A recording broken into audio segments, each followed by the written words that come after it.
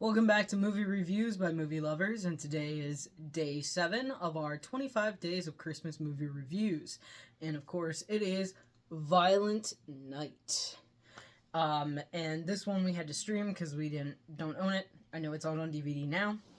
I'll let her do our rating, and then we'll go into spoilers. It is a 5. We absolutely love this movie. It's like one of the best Christmas movies I've seen. Well, it's not the best, but it's a good Christmas movie. I still reserve the classics are the best. But in all means, this is the best as if you want to see a violent but not horrifying movie for Christmas. I mean, this is on the edge but still really good, right?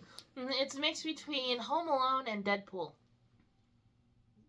And just gore. Because Deadpool is not completely just gore. That's true. It has the humor of Deadpool. Doesn't break the fourth wall, unfortunately. No. But it also has the tricks of Home Alone. Brought in by the little girl. So, if you can't tell, we're going into spoilers right now.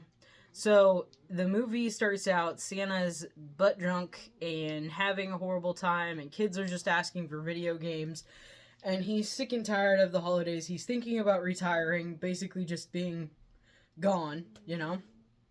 And something happens, and he's on his way of doing stuff, and he's drunk already by the time he gets to the first house. I'm not going to give you all the details. It's a richety richest person house. Unfortunately, at the same time, Santa gets there. There's someone trying to rob the family. And before all that happened, the dad to his daughter had given her a little walkie type thing and said, "Hey, this is how you can contact Santa." Well, unbeknownst to Santa and to what was going on, when he lands, he's drinking, he's doing stuff, he ends up meeting one of the bad guys, ends up taking him out on accident. Purely accidental. The first time he takes somebody out, it was an accident. But he's defending himself. He has no idea what's going on. But he hears the walkie. And when he was messing with the walkie, he ends up running across the channel the little girl's on. And she tells him what's going on. And he immediately goes, "You're on my nice list. Everybody else is on my naughty list." And I love his magical naughty I know, and that nice was list. really cool. Because, like, when he opens it up, he can see the person he's talking about. And it shows up green for nice, like normal. And it shows all the things that they've done that are good.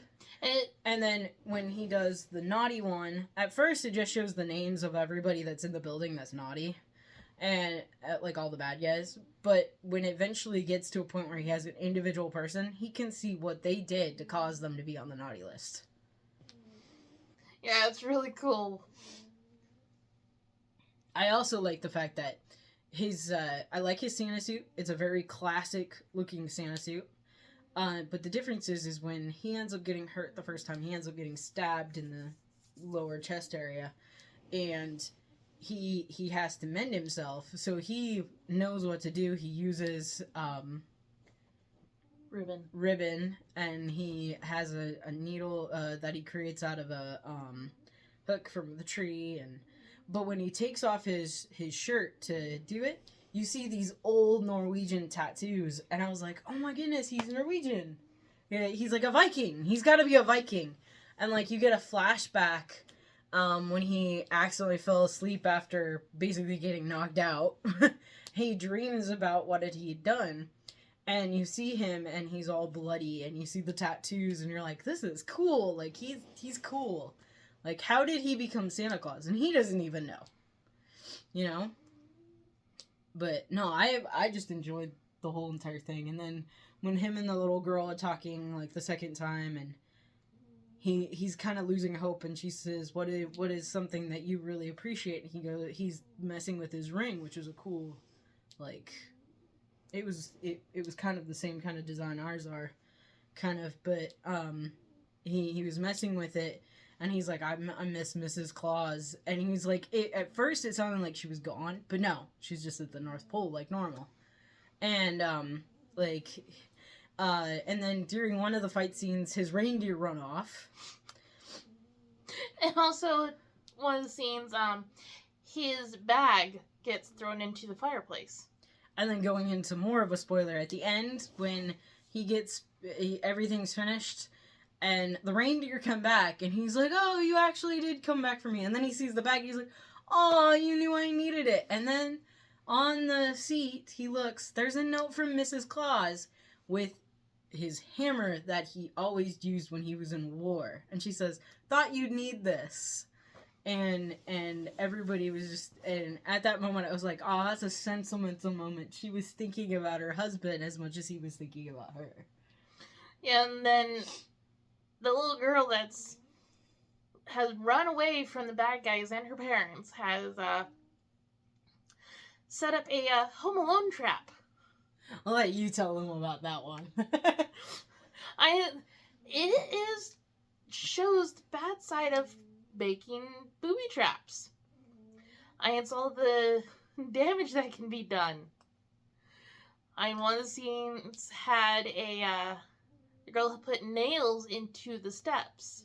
Like the original Home Alone, when he's walking up the stairs, but she doesn't put the tar stuff on there to prevent them to take their shoes off.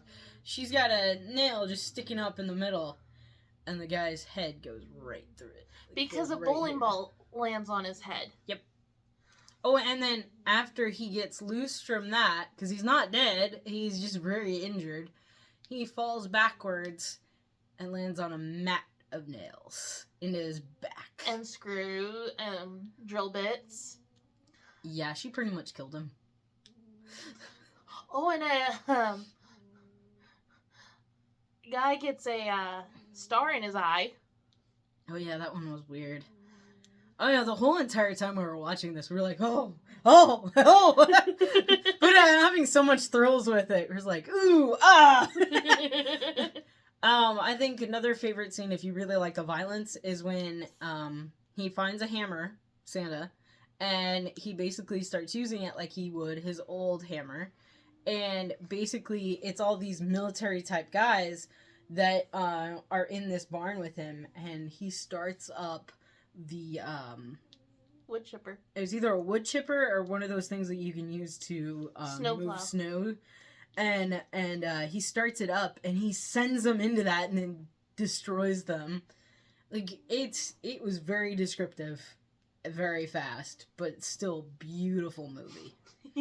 I mean, if you love violence in Christmas, this is the movie for you, and we enjoyed it, and we'll probably watch it every year. But this time, now, when we watch it another time, it's going to be more like, we expect what's happening. When you watch it for the first time, it's a lot of the, oh my god, is that really happening? What's going on? Oh my god.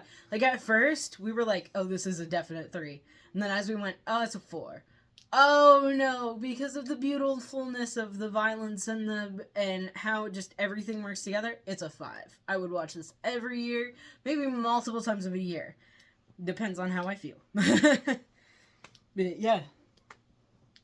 See, that's how we go through our movies, things of going, is it really this, or this? And we go up the rating scale, and most of the time, sometimes we agree, and sometimes we don't agree, but I mean, that's normal. Mm-hmm. Anything else you want to say about this one? Nope. Just like and subscribe to our channel. Yep. And we'll do more reviews on a bunch of other stuff, plus other R-rated movies, because we have a bunch. And I think that's it. Mm-hmm. Bye.